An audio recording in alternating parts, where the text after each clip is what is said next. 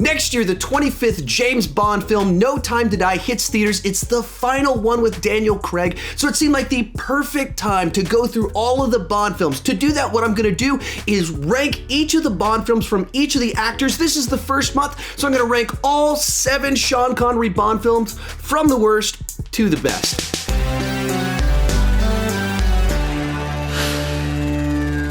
Hey everyone, my name is Sean and I love to talk about movies way too much. With that in mind, go ahead and join me down below in the comment section. Share your ranking of all 7 Bond films. As we go into this, I did include Never Say Never Again, the kind of like black sheep James Bond film where Connery came back. So tell me what you thought down below in the comment section. Also, I'm not really an expert when it comes to Bond, and so I wanted these videos to be as good as possible, so I brought one of my friends who is an expert on Bond. Griffin, introduce yourself.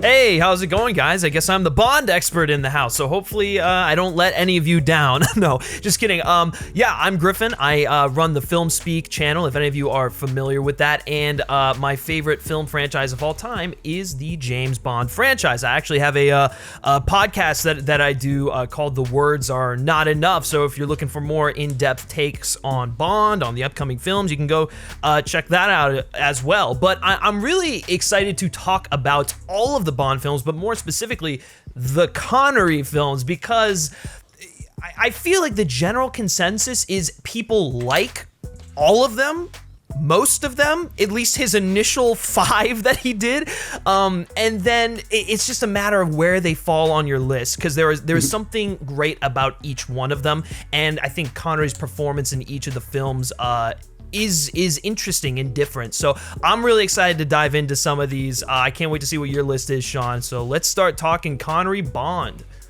All right, as we go into this, the way I did it was I took my list, my ranking, Griffin's ranking, the ranking from Rotten Tomatoes, the ranking from Metacritic, as well as from Leonard Maltin, 5 different lists, averaged them together, and that's the list that we're gonna go through. As we kind of talk about each movie, we'll say where we place it on our list, if it's higher, if it's lower. So that's what the list you're looking at is, where it came from. It's the average of 5 different sources. With that said, coming in last place is Diamonds Are Forever. What's your take on Diamonds Are Forever? Diamonds Are Forever for me is, it's fine. You know, I kind of go through this weird thing where I think that Connery actually feels more comfortable and it feels like he's enjoying the role a little bit more than he did in the previous film, which is You Only Live Twice. Diamonds for me follows second to last. I'm actually surprised that Diamonds is in last place, but I think when you talk to most Bond fans, they'll agree it's definitely bottom tier. There's some like really weird stuff in there, like Blofeld and drag, which is kind of like unforgivable. The whole movie taking place in Vegas just cheapens it. That's exactly what my takeaway was, watching it, being like, they're known for being so exotic, and Las Vegas is known for being like trashy. And this is also Vegas 45 years ago. And they like go to a moon landing set, and he's in a moon buggy. It's like, this is just so weird for a Bond film with what they go for it. Oh, and before we go to Las Vegas, we're in LA for a little bit.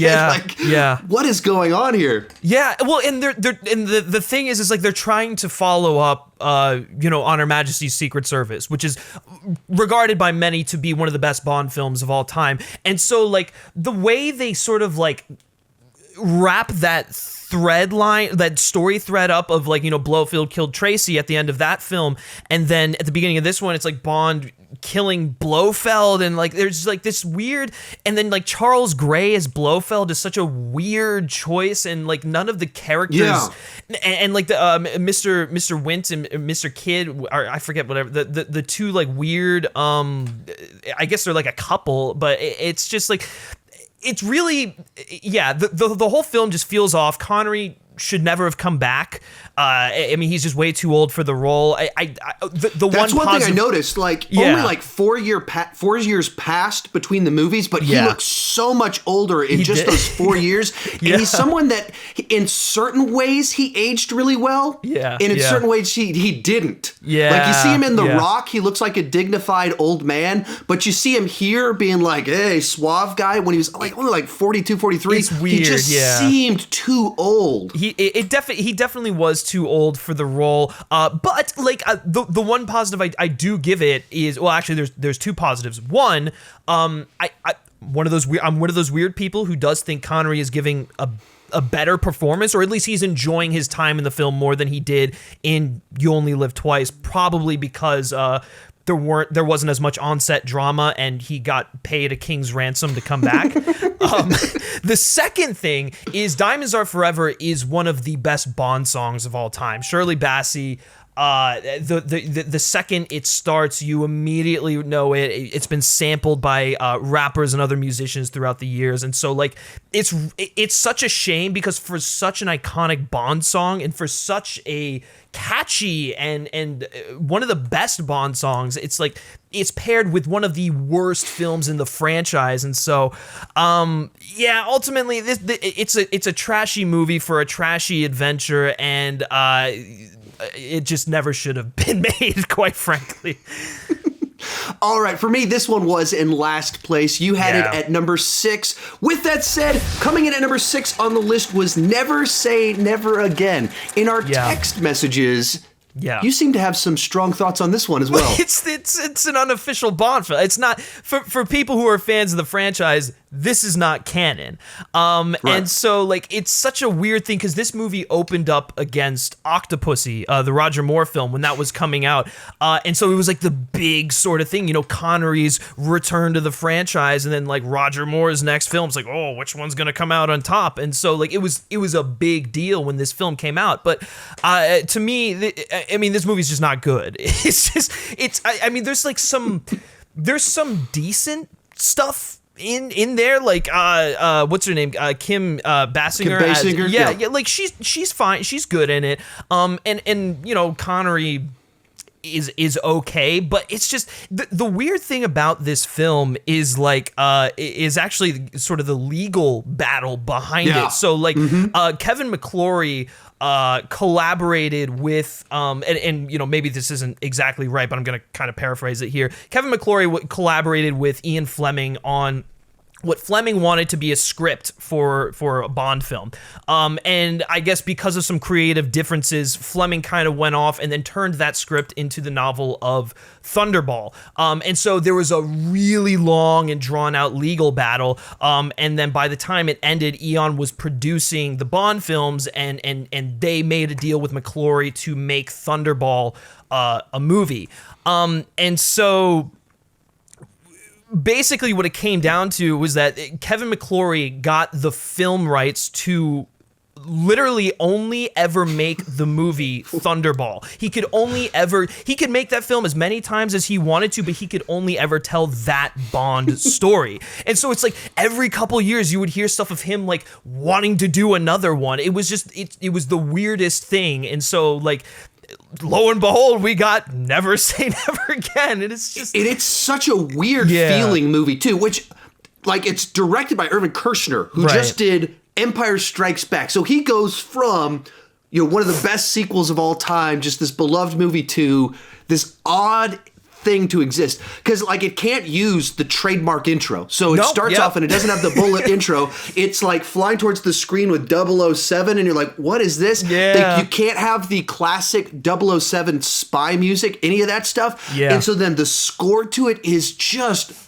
wacky as can be. It's so bizarre. It doesn't, nothing in this movie really feels inherently Bond. It just feels like a weird Sean Connery like Bond knockoff. Like it was like they could literally do everything but make it a James Bond film. I do think some of the positives, though, is that it does... So some of the issues people... And I'm sure we'll talk about this when we talk about Thunderball. Some of the issues people have with Thunderball is its real methodical pace, its long, drawn-out nature, Thunderball being more enamored with the technological advancements that it's doing rather than the story itself. And you know, I like Largo in Thunderball, but I do think that...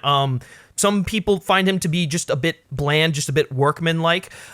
In Never Say Never Again, they do try to boost that a little bit. They try to add more flavor to it, update it for a modern cinematic audience, but none of it just works just because of the nature of the project. And so it's just, for me, because I don't even consider it part of the franchise, it does fall on the bottom for me, and I'd rather watch Sean Connery at least enjoying himself in a trashy Las Vegas adventure than this random whatever the hell you call it. Yeah, so I have this one at number 6. So, it's the same sorts of thoughts. It's like, which one that I'm not crazy about do you put over the other? But, I think just certain things about the aesthetics maybe worked a little bit better for me. Batman 89, huge movie in my life. So Vicky Vale being in a Bond girl, that just kind of works for me on certain levels. But you're just like, as I was writing my notes while watching it last night, I was like, there's just way too much of Bond getting massages and playing video games. Playing video games inside of it, where he's like getting shocked. And even more so, the problem of he looks old, it starts getting a little bit weird when you have kind of an aging kind of Bond he has a dignified old man look to him. And he's still, as I was watching with my wife, she's like, is this the 4th girl in his 20s that he's banged? It's so weird. Yeah. It's like, it's just, yeah, the big problems with these two latter Connery films is that, and even some of the latter Moore films, is that they never match the girl to his age. This has always been a problem for the Bond franchise. They're up until Craig, I might add, they're always afraid to tackle an aging Bond. What does this guy look like when he reaches a certain point in his life? They should have done it with Roger Moore in A View to a Kill, which we'll get on to in another video, and they definitely should have done it with Sean Connery in Diamonds Are Forever, because good Lord, he could have been her father or her grandfather or something like that was very wrong. So like, that's always been like an Achilles heel of this franchise up until recently. So, unfortunately, these bottom 2 movies, they are some of the worst in the entire franchise, no doubt. All right, coming in at number 5 is going to be You Only Live Twice.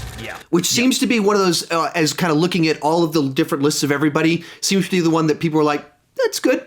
Yeah. It's like nobody has it up top, but nobody has it at bottom either. So just kind of one of the, it's good sort of spot. Yeah, for sure. And I actually, this is where I believe I have this one too. I think this movie's a lot of fun.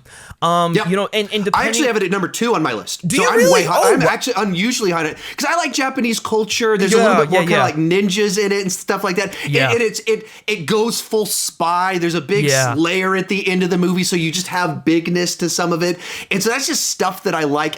Maybe you can call it almost the schlock value of it, or just it's like the fast food entertainment value of just like literally ninjas and spies battling each other. Just the pure level, and the helicopter stuff. Just a lot of, as you said, fun stuff. Yeah, no, I completely agree with you. When you talk to people, and especially when talking about the Connery era, they usually separate it into like films that are trying to emulate Goldfinger or films that are trying to emulate You Only Live Twice, because you're right, You Only Live Twice is just the big bombastic pulpy spy adventure. I mean, he goes through, it's a globe-trotting adventure. You're right, he does have the tie-in with the Japanese culture is really interesting. Obviously Blofeld's volcano lair, and then seeing Donald Pleasance as Blofeld, love that. And then I think it's one of John Barry's best Bond scores too. You talk to David Arnold or Thomas Newman or any of these guys, and they always reference Space March as just being like a very impactful piece of music on their interpretation of Bond, because it is kind of the classic sound for the character. I mean, the stuff at the beginning where they like kill him and whatnot, and then the stuff underwater on the sub is all fun. It takes Bond on a different adventure than we've seen him before, but it just jam packs it full of action. I love the Little Nelly helicopter chase. I think that's one of my favorite sequences in the entire film. It's just a lot of fun. The music with that is also great. I think my biggest problem with this one is it feels like Connery doesn't care. He just doesn't really seem into the role anymore, which is apparent because he was done for a few years after this film. And so, like, and then obviously some of the stuff in here hasn't aged well, but you got to judge it. I mean, like watching through it, it's like, we're gonna turn you Japanese, and then they start painting. It goes like, oh no, it's like that's just did that, and they start taping stuff on his eyes. It's like, whoa, the '60s. I know. I'm just like, you kind of forget that these films are real. Well, you don't really forget. I think the franchise just kind of had a history of questionable social it's like things. The beginning of Diamonds Are Forever, he walks up to a girl, takes her bikini top off, and starts choking her with it. I know. It's like these, especially the latter Connery films. They're like they're pretty bad. They're pretty aggressive. Right? There's like so many things. I was like, oh no, you really can't do this. Yeah. It's not just that he's a womanizer. Like, you really can't do that anymore. Yeah. No, I completely agree. It's it's just it's a lot of fun. A lot of people have this as as one of their top favorites too, for the action reasons and for the like him snooping around. In fact, I think this film is really influential because even like the Austin Powers movies, every time that they go and they try and spoof something, there's always like a hint of You Only Live Twice in there. Probably because it is the most outlandish, probably because it is the most just over the top and ridiculous. But I think it's a lot of fun.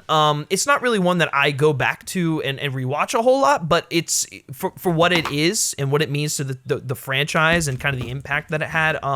There's no denying its influence. So.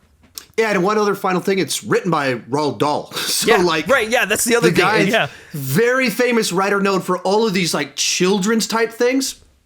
Just happened to write You Only Live Twice. All right, so kicking off the top 4 is Thunderball. I don't know, for me, this one is where you could see that they were just starting to fully embrace the spectacle of things and had kind of more opportunities. So he has a jetpack at the beginning. You have big boat chases. We're underwater. There's sharks. I mean, it just kind of goes for a bunch of the big type of stuff that even when you just compare it a few films back to Dr. No, you just see how far the franchise kind of expanded as they got bigger budgets and more popularity just 4 films in. Yeah, no, I think for me, more so than You Only Live Twice, Thunderball is the quintessential Bond adventure because it for me, it's in that sweet spot. It's not so over the top that it's kind of gotten into ridiculousness territory. It's like, it's classic, villain and Spectre trying to hold the world for ransom. They got a bunch of missiles. They're kind of tapping into the politics of the time.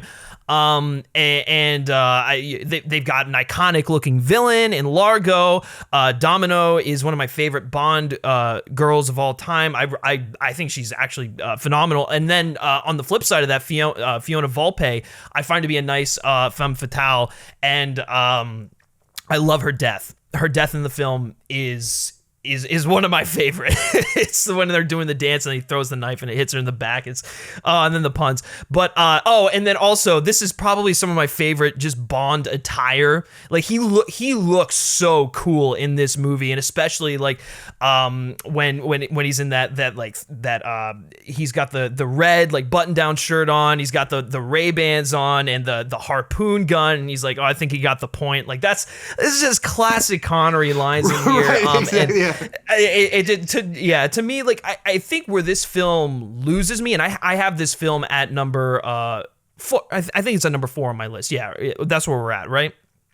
Yeah, we're at number 4. It's number 5 on mine, so it's a little bit lower. Number 4 for you.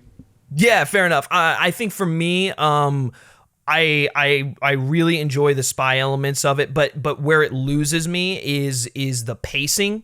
And a lot of this movie is actually pretty silent, and like I think there's also a hijacking sequence, like an underwater hijacking sequence towards the beginning where Spectre tries to hide this like plane with weapons of mass destruction on it, which they're going to use for their plans, and so like that whole sequence, while technically impressive for the time, really just plays out like them wanting to show off what they can do with their budget. And I gotta say, the underwater sequences are amazing, especially for the time period. And I love the battle that goes on between the Spectre agents and the MI6 agent, whatever they are. That's a lot of fun. It's just I think at times it feels a little less intense than I would have liked it to. Some of that is the technology of the time, but it's also really impressively choreographed and kind of still holds up. I love the opening to this movie, the cold open with him in the jetpack. That's a lot of fun, and that's just like that's such a pinnacle moment of the franchise. I think Tom Jones's Thunderball song is probably one of my favorites Bond songs of all time, and I love the horns wailing in this. To me, Thunderball gives me everything that I want in like a larger Bond adventure. But like there are just other films that I kind of prefer more. I think there's a little too much time spent in the recovery facility, the like I said, the underwater hijacking. To me, the movie doesn't really start until Bond gets to what is it, Jamaica, I think, or something, or I forget where he goes to in there. I should remember, but but yeah, anyways, it's fun. It's a great, solid adventure. That's why it's like sort of in there in the middle of the list. Yeah, for me, kind of what you said in there about, when you point out like the jetpack sequences, like, yeah, this is cool. And then like he goes off to get massages for 30 minutes or whatever. Yeah, and it's a sequence like literally they tie him to a massage table and try and torture him on a massage table or something. It's like, I don't think I'm buying into this one. But that's where, for me, it's one of these ones. It's just very mixed because like the cool parts are very cool. The good things are cool. And then there's a lot of things where it's like, I wish you could have done that just a little bit different. Yeah, no, for sure. And I think the other thing that's a little disappointing is like Largo. While I like him as a villain, he's like way more interesting on a surface level than what he actually is. We really don't. He's just basically like just a company man to Spectre. But that being said, that boardroom sequence in the film I do really enjoy because it kind of gives us a little bit of an inside look into like the inner workings of that organization. And once again, this is before we've even seen Blofeld at all, so we still have that like mystery kind of surrounding the aura and stuff like that. So yeah, it's a solid film. I'll just kind of leave it at that. All right, real quick before we go into the top 3, remember to share your ranking down below in the comment section. Also, we are planning on to do this for all of the different Bonds. The George Lazenby video is going to be very short, tough ranking to do on that one. But we will be coming back next month in January with the next part, and then a couple months after that in February, the next part. So be sure to come back for that. But kicking off the top 3 is going to be Dr. No. This one's interesting to watch now in light of all the movies that have come since, because it just feels so quaint. It feels so small in comparison to everything that's come afterwards, because obviously it's the first one and the budget was so small, but at the same time, it establishes so much of what we've come to know about the franchise. What's your take on this one? Yeah, I absolutely love this movie. To me, it kind of falls in that same story. People often talk about comparisons to comparing Connery's era to Craig's era, and I think for the most part those comparisons are apt when you kind of look at what they're trying to do. This film really establishes the character. Maybe not the character that he will be known as for like forever, because like Connery and Dr. No is nowhere near what his tenure as Bond kind of like solidified him as. Connery and Dr. No is still comes out like with a really solid outing and an instantly like enjoyable performance. I think the thing I love about this is we see a lot of him doing sleuthing. We get a lot of those like actual spy sequences in this film. And then this one, I love the Jamaica setting in this one, and him going around, meeting with Quarrel, meeting with Felix Leiter, played by Jack Lord, who is so awesome. Yeah, I love Jack Lord in this film. He's probably one of my favorite Felixes, and while his character is really like, he's a very thin character, Jack Lord is just so cool, given like Hawaii 5-0 and stuff like that. And so just to see him in this franchise with those ridiculous sunglasses, I just right. it's a blast to see that. But well, that's one of the things about it that like you have. Like, it's the first one from so long ago, and that's who they get in this side role inside of it. Like, I love it when things like that happen with movies, but you think it's just like how good the theme is that it still absolutely holds up. Yeah. 55, almost 60 years later. And even with that little budget, they came up with this like intro thing with the down the gun barrel that just have stood the test of time and become truly iconic elements inside of cinema. No, I completely agree. I mean, like everything you kind of know about this series is established in this film. It isn't entirely solidified as like what it is in the other ones. Like if we're talking about benchmarks, this really sets up and establishes everything, but it still has some of that like prototype, like kind of it kind of has like a prototype attribute to it. Whereas like when we get to Goldfinger, that is like that's James Bond. That's exactly what I was going to say. I'll say that shortly when we get to that movie, and it's like this is where like it comes fully formed. But you're seeing kind of that early version where it's it has a lot of the key elements that you're gonna love and that are so important. And there's just a few pieces that are missing. It feels a little bit different. This one to me, probably somewhat because it was just the first one and somewhat because of the budget and everything, it felt a little bit more episodic in the way that the plot elements kind of play out. It's like, as you kind of mentioned, the sleuthing, and so he goes and does this. Yeah, and then he goes and does this. Yeah. And so at certain times, it almost had like a play-like feel to it. Sure. As opposed to necessarily cinematic feel to it. And so you definitely feel that prototype to it, but at the same time establishes so many things that are so important for the series. Yeah, no, I completely agree. Especially when he's still when he's still in like the Jamaican mainland, he's going around trying to figure out this stuff. I love the whole mystery surrounding, like what's going on with Strangways. Who is this Dr. No character? Like they do a great job of building up Dr. No as a villain who, by the way, Joseph Wiseman only has like a few minutes of screen time. He doesn't have a huge presence on-screen presence, but his presence is always felt in the film, which I for the first entry in a series, I thought Terence Young, the director, did an excellent job with that. I love the conversations he's having with the professor about like trying to trap Bond, and then the scene with the spider or the tarantula is iconic. I love that, and I love the music kind of lining up with it.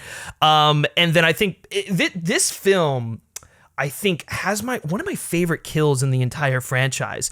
And it's the one where the professor comes into his house thinking that Bond is asleep, and he tries to kill him, but of course he's just sitting there playing solitaire, and then he shoots the guns, and he's like, "Oh, that's a Smith & Wesson, and you've had your 6." And then he just like straight up shoots him, and it's just one of the coolest moments in the entire franchise. And I'm like, that solidified Connery's Bond as just like a cold, like really rough son of a bitch. And so like I love all the moments. And then we haven't even talked about when they actually get to Crab Key, which is Dr. No's lair. I mean, like obviously the scene with Honey Rider is iconic. I really love Ursula Andress, and she does a great job with only being in the second half of the film. And I buy their chemistry. It really is instant. And I think Connery comes off really charming. She comes off very strong for the most part. Yeah, I would say so. I mean, obviously, it's a different time period, and she isn't as probably well written as she should have been, but as she would be now. But I thought for first outing, she's a really well done Bond girl. And then obviously the stuff with Dr. No is amazing when they get to the lair and they're having the dinners, and then the epic conclusion. I love this film a lot, and it gets better each time I watch. I really appreciate the nuances of the set design and Connery's performance. It's just so good, and that's why it's number 2 on my list. Number 2 on your list? It's number 3 on my list. Speaking of number 2 on list, the official number 2 of our list is From Russia with Love. Boo! You happen to have this one at number 1 on your list. Why is this the best of the Connery Bond films? This is just, even more so than Bond, this is quintessential Cold War espionage. This is like, when I think about the films that I love in this genre, and I think about stuff that's really topical and that really plays into this time period and reflects what's going on during this point in time, it's From Russia with Love. This is through and through a straight up, very grounded espionage Cold War thriller. And I think it might actually be Connery's best performance as Bond.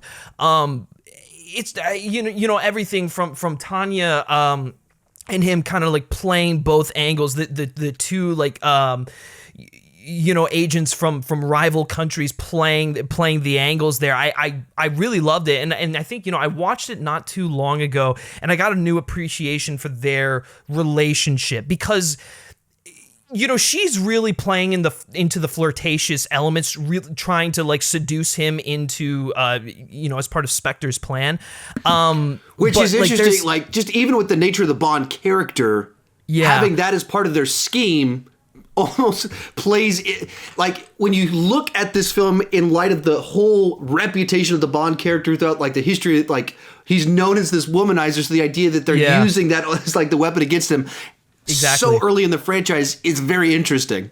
It is, and it really speaks about how well I think the producers over at Eon understand this character.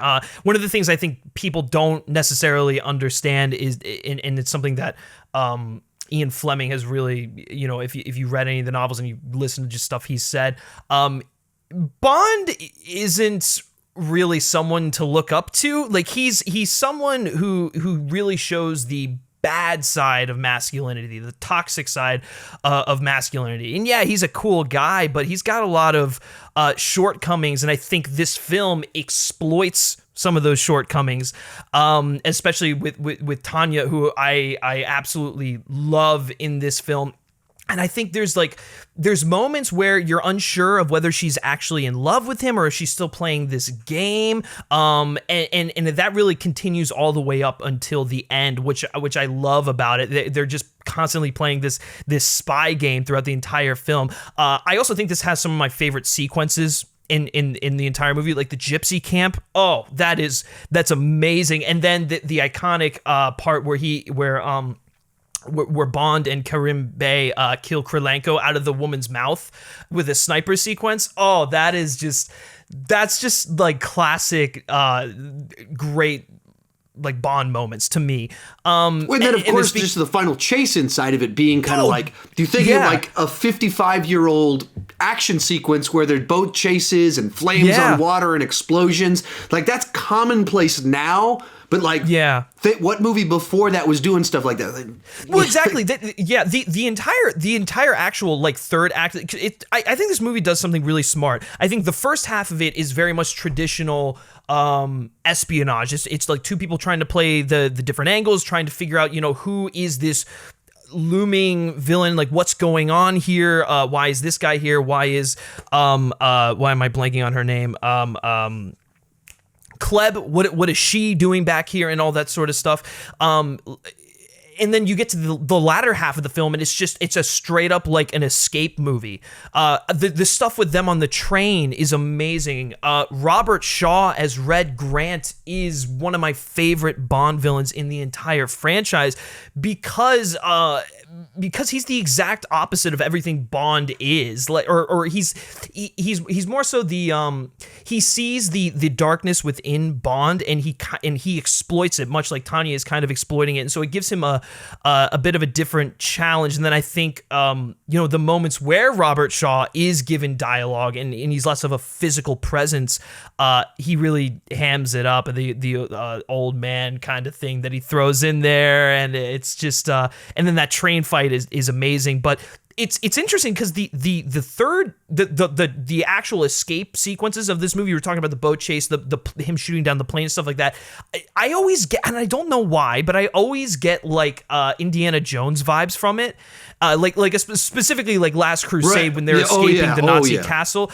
I always get those kind of vibes, and I've never been able to explain why, but it's Yeah, no, there's love, a side to that that even makes sense because, like, the original pitch between Spielberg and Lucas was Spielberg being like, "Oh, I would love to direct a Bond film," and Lucas saying to him, "I've got an even better idea." And like that, I mean, that's the history was of where this kind of like sort of thing came from. And then when they're like, "Who could we get to play Indiana Jones's dad?" Let's get James Bond. Connery. So, I mean, that that's built into like. Designed in Indiana Jones that it would very much be inspired by all of this. Yeah, which you totally get what they were drawing from in terms of that. I just kind of wrapping this up. I think the writing is excellent. I think it's very topical. In terms of how it plays into the time period with these two nations kind of being who are already rivals, who are unsure of one another, who are at it for their own personal game, and then Spectre sliding right in there to exploit that. It's perfect. I mean, I love Spectre when they interfere with actual global issues that are going on, when they see an opportunity and they take advantage of it. I love it, and then I love the opening too, with where Red Grant kills the guy with the James Bond mask on. I mean, it's just great. It's great. There's not a single part of this film that I don't like. It's one of my favorite movies of all time. It's one of my favorite Bond films, probably top 3 Bond films of all time, and it's my favorite out of the Connery films. It's excellent. So I only had it at number 4 on my list. I wasn't as crazy about the espionage. You're killing me, part of it. Sean. Why sorry. was this? That's why I brought you on. I'm a mouth-breathing Neanderthal, and I needed you to inform me as to my troglodyte ways. But coming in at number 1, according to our official list, is Goldfinger. I know for me, I had this one at number 1. It was a film that immediately just kind of came out of the gate feeling a bit more cinematic in the way that they kind of approached certain things about it. I mentioned with Dr. No in particular, had a play-like vibe to it. You're in the first 3-4 minutes of this movie, and Bond's with a girl. Someone walks in the room, and it like zooms in on her eye, and he's looking at the reflection in her eye, and do like stuff like that. You can't do in a play. Like it's something that's a distinctly cinematic type thing to do, to have that level of detail, to zoom in on things. Yeah. And once again, it's you've alluded to this all throughout these, but this is one of those movies that started to set kind of that template and vibe for the big gadgets, the over-the-topness, the one-liners in this movie. I mean, throws the guy in the bathtub. Shocking. And then I know, it's great. Yeah, at the end of the movie, classic. Goldfinger shows up and he's in the military uniforms. Congratulations on your promotion. It's like so many of these little moments inside of it that are just like, that's just really good. Yeah. No, I completely agree. Like you're right, and weirdly enough, I think my favorite moment out of this entire and I love a lot of this movie. My favorite moment out of this entire film is actually the golf match. I think the golf match between him and Goldfinger is excellent. You can kind of feel the tension. It really shows you everything you need to know about Goldfinger being this just sleaze bag. Odd job crushing the ball, obviously throwing the hat and cutting the statue's head off. His caddy's little line about it, if that's his ball, then I'm Arnold Palmer. Like there's great. You're right. The dialogue in this movie is excellent. I do find some like weird issues with the plot. Like why is Goldfinger having this like boardroom meeting if his entire plan is just to kill everyone? And like why does he go through the process of elaborately like killing this one guy? Like I get it, it's to show he's like insane. He wants to like make a statement, but it all just seems kind of superfluous and just like what are we doing here? Obviously, like first of all, love Pussy Galore. First of all, one of the best Bond names. That's a weird confession to make in one of my videos, Griffin. I didn't expect that to go in this direction, but okay. Hey, listen, I had to say it. Honar Blackman is iconic for many reasons. Yeah, I mean, there's just stuff in this movie that just hasn't aged well. Like him turning Pussy Galore to his side. I mean, she was already kind of on that verge. She was already teetering, but then like him really forcing himself onto her. That's always been really weird to watch and uncomfortable. I think. And some of the stuff. Yeah, I don't know, but like I'm kind of jumping all over the map here, but like then you get to the climactic set piece at Fort Knox, which I think is masterfully executed. It's really exciting. There's like barely any dialogue throughout the entire like last act of the film. It's really just John Barry's score, which we got to talk about. John Barry's score. Score's amazing. It's amazing. It's where he, I mean, Bond has always had a very like jazz and brass influence thing, but like this film is once again, much like with everything else, it's really where that entire thing is solidified. Right. Like the song by Shirley Bassey, Goldfinger. It's one of the greats for a reason. Yeah, and you know the villain, the really like maniacal, colorful villain, and it being a more when you really and look at it, the quirky henchman along with it too. It's not just the main villain, but like exactly. Odd Job is just kind of like the all of the stuff that he does. In and of itself is like another one of these quintessential Bondisms. Right, exactly. And it's the first time you have that sort of thing, and he's still one of the best. I think one of my favorite, actually, parts of the Fort Knox thing is his battle with Oddjob, because it's in like just pure silence. So you really feel the intensity of that moment. It's got the Aston Martin. I really love the mountain chase. The Mastersons I find to be very interesting. I would have liked a little bit more from them. I think Tilly especially is she isn't really given a whole lot. She just kind of dies halfway through the film. Yeah, but that's true.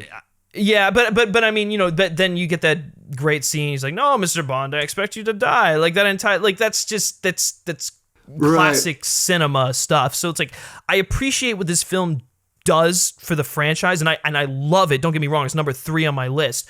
I think I enjoy the aspects of Dr. No and From Russia with Love a little bit more. That plays into the side of espionage that I like more, the stuff that's more grounded in reality. Whereas like this film, it's definitely smaller. While the budget's bigger, it is more self-contained and it's more fictitious in that sort of way. But it's not a bad thing. It's still one of the best in the entire series. So. Yeah, I know. Just for me, it's just watching through it and how many of those memorable lines I mean, you mentioned the kind of the car chase in the middle of it, but it starts doing all of the famous stuff that every spy movie's done for 50 years now with, the fancy car with machine guns coming out of the front and everything. Yeah. Once again, that's not what they always did.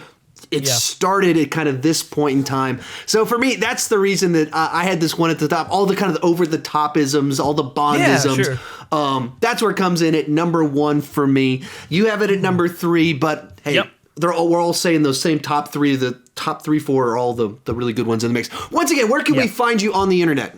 Yeah, guys, if you're interested in checking out what I have to say, you can find me over at the FilmSpeak channel. Do movie reviews over there, some podcasts, interviews, all sorts of stuff. But I also have a James Bond podcast, which I do upload occasionally to that channel. But the podcast feed, you can just search "The Words Are Not Enough." You can go check out the Twitter page at Twain Pod for all your Bond sort of things. We try to stay on top of stuff going on there. So if you're interested in that, you can find me at those places, and you can find me on Twitter, lastly, at Griff Schiller. All those links will be down below in the description. Remember to share your ranking down below in the comments section. Come back next month as we talk about the Roger Moore films. Thank you so much for watching, and keep talking movies too much.